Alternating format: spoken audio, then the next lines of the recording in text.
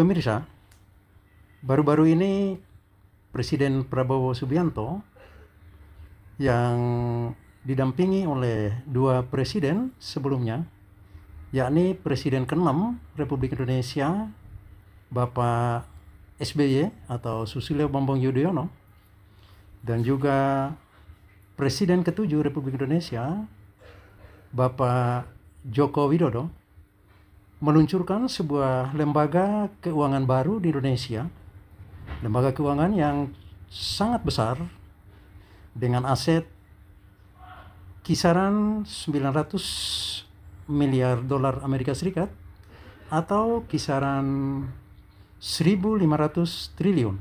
Sebuah lembaga keuangan yang tergolong dengan aset yang sangat besar, bukan cuma di Indonesia tetapi juga di dunia. Pemirsa, kali ini kita dengarkan bersama siaran pers atau keterangan pers yang dilakukan oleh para petinggi Danantara. Berikut ini kita dengarkan selengkapnya. Warahmatullahi wabarakatuh. Salam, Om Swastiastu, Nama Budaya, Salam Kebajikan.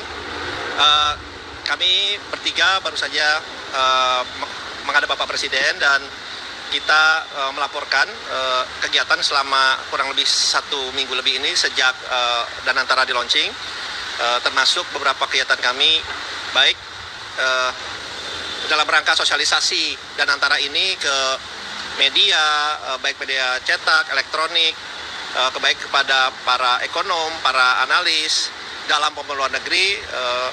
Kita lakukan, contohnya juga Pak Pandu juga baru kembali dari Singapura bertemu dengan para analis di sana. Kita laporkan juga responsnya, terutama juga dari para analis ini sangat baik responnya, sangat menunjang.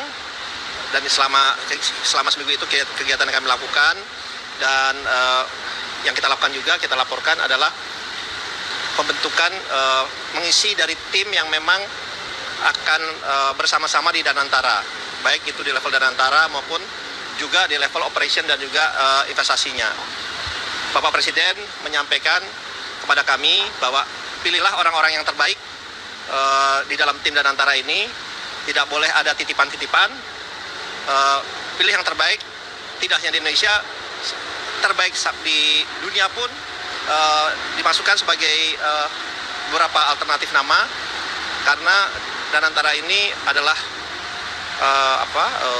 badan investasi nasional yang memang bertujuan untuk meningkatkan perekonomian kita, dan yang paling penting adalah juga meningkatkan penciptaan lapangan pekerjaan. Jadi itu pesan Bapak Presiden.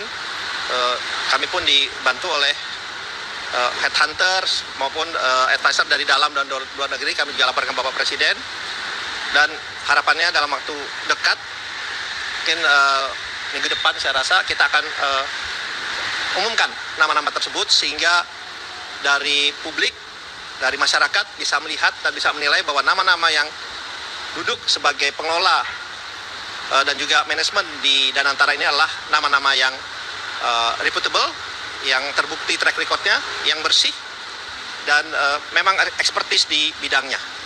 Itu yang kami laporkan. Kami berikan juga tadi berikut berserta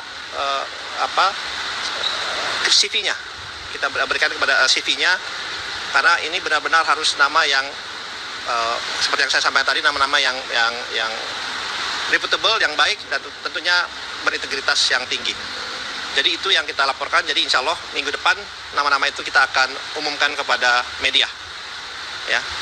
Kemudian sama yang paling penting, ini yang paling penting adalah tadi kami buka puasa. Itu sangat penting buat kami, karena kalau nggak akan lapar juga ya. Jadi alhamdulillah kami berbuka puasa kita juga buat bersama dengan Bapak Presiden. Itu yang paling penting buat kami. Itu saja yang bisa saya sampaikan. Sekali lagi terima kasih.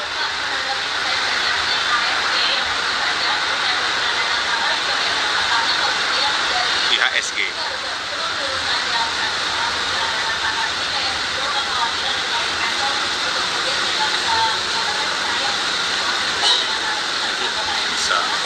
Oke, begini. Pertama, memang indeks harga saham gabungan kita ini menurun, tapi menurunnya bukan di Indonesia saja. Di emerging market, di negara ASEAN pun semua memang sedang mengalami penurunan. Itu yang pertama. Kedua, kalau kita lihat dalam hari ini maupun Senin, ini sudah mulai kembali rebound. Bahkan harga-harga bank kita ini sudah di atas harga pada tanggal 24 kemarin. Yang ketiga, kita tidak khawatir. Kenapa? Karena fundamental dari perusahaan-perusahaan kita, bank-bank kita, itu sangat baik, sangat kuat. Jadi, dan kita percaya semua ini dengan fundamental. Bapak Presiden pun tadi membicarakan seperti ini juga. Beliau percaya pada fundamental kita kuat. Jadi, kalau itu turun karena ada persepsi atau secara teknikal, itu adalah suatu hal yang sangat wajar dan sangat lumrah dalam kenaikan harga turun dari perusahaan-perusahaan dari saham-saham kita. Tapi yang penting pegangan kami adalah fundamental kita baik, dan kita meyakini ini akan terus meningkat valuasinya, market cap-nya dari para perusahaan-perusahaan kita yang ada di Indonesia. Jadi kita lihat kan sekarang juga sudah mulai rebound ya, mulai kembali baik. Kenapa? Karena fundamental perusahaan-perusahaan kita sangat baik.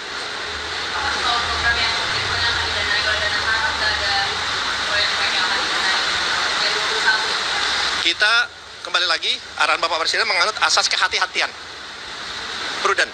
Jadi kita ada tim komite investasi yang akan melihat itu, menganalisa itu, karena kita juga mempunyai parameter-parameter, walaupun memang parameter itu tidak semata-mata hanya dari segi return saja, tapi parameter yang ada juga adalah penciptaan lapangan pekerjaan, mengurangi mengurangi impor, meningkatkan ekspor, dan tentunya adalah daya saing.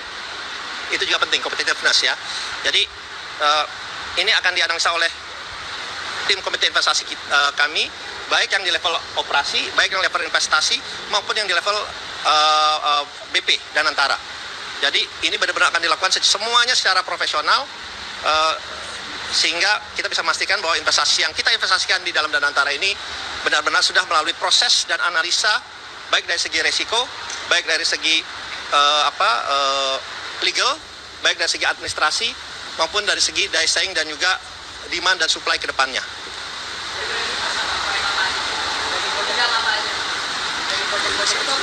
Ya. Ini proyek-proyeknya kita lihat memang ya, terutama adalah hilirisasi kita lihat, karena kembali lagi kita ingin menangkap semua nilai tambah atau value added yang ada di kita, itu kita akan lanjutkan. Kemudian kembali lagi yaitu daya saing, kita juga bisa lihat daya saingnya ke depan itu seperti apa. Jadi hilirisasi, renewable energy baru terbarukan, kemudian seperti data center dan yang lain-lainnya kita akan lihat, karena yang paling penting adalah itu investasi kita ini mempunyai dampak positif terhadap ke depannya, terhadap anak cucu kita. Nah, itu juga salah satu pegangannya gitu ya. Jadi kita bilang kalau Dana Antara invest ya, we invest for the future gitu.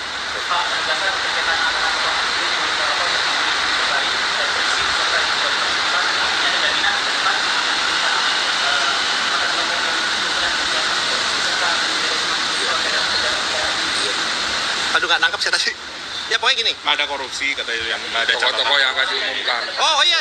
bersih. Ya, kan tadi saya bilang bahwa track recordnya bersih. Track recordnya bersih, reputable, market bisa menilai. Justru kita ingin nama-nama ini market biar bisa melihat, karena kita akan terbuka. Ini loh. Kita perkenalkan dulu. Kita nama-namanya ini, track recordnya ini, kita akan terbuka gitu. Insya Allah sih minggu depan kita akan umumkan.